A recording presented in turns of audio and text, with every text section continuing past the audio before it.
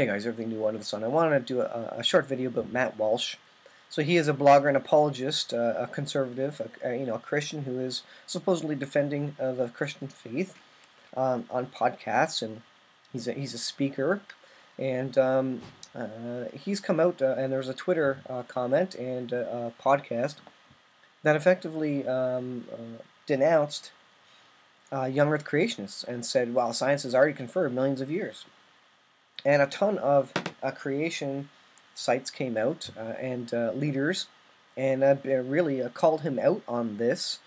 And this is from his complete lack of research and study on the specific topic. Ken Ham also came out. This is creation.com. Ken Ham came out from Answers in Genesis. He did a whole article. This is from christianpost.com, refuting and speaking against Matt Walsh, who was supposed to be a conservative Christian speaker, about his comment about young Earth creation. It says Matt Walsh just came out with a podcast that denounced biblical young Earth creation. And what it says, listening to what Matt Walsh has to say on the issue, and it's important for us all to understand this and understand why what he said is wrong. Because no one learns it in church these days. His problem is that he is woefully under-researched and not knowledgeable on young Earth creation and the current science that goes along with it. And that's the problem with most Christians in this day and age. They have no idea that creation is a thing, let alone absolutely provable and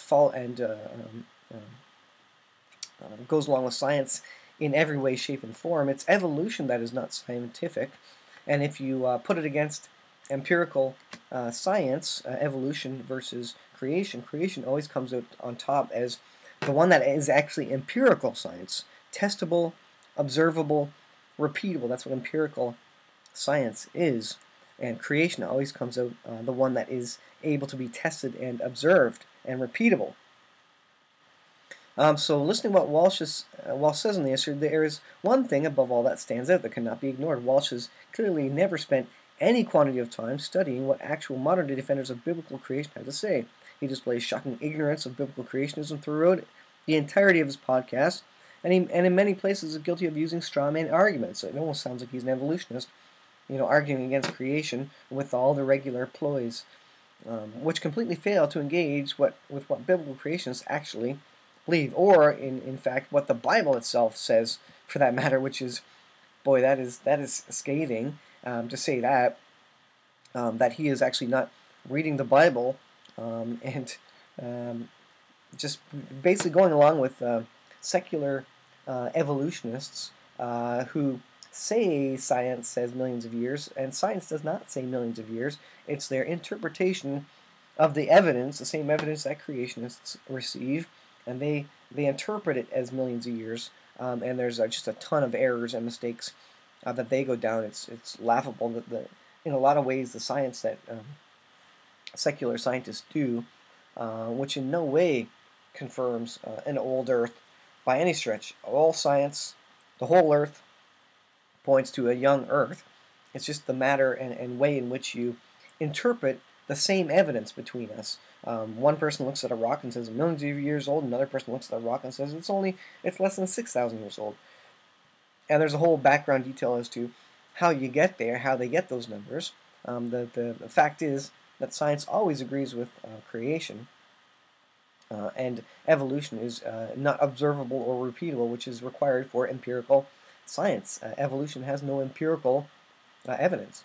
This is unacceptable given the amount of information available today via prominent creation organizations that exist. And speaking of itself, creation.com, speaking of Answers in Genesis, speaking of a host of other sites, Twitter level understanding of the issue. Walsh complains that he has been involved in many arguments on Twitter with people on the issue. Unfortunately, it appears he did not extend himself much beyond the realm when trying to find out the reason biblical creationists actually have for our position. It's no exaggeration to say that there is absolutely nothing in Walsh's podcast which has not been already dealt with extensively in publications. So this goes on refuting the claims that he made. It's important that you be aware of it, because this is, if a well-known creationist comes out and says the Earth is millions of years old, you know the mainstream media is going to hop on this, and the evolutionists are going to hop on this and say, look, your own people believe it's millions of years old. So they're going to hop on this, and you need to be able to give a reason for the faith that you have in you, and be able to give an argument for what you believe and the veracity of the Bible.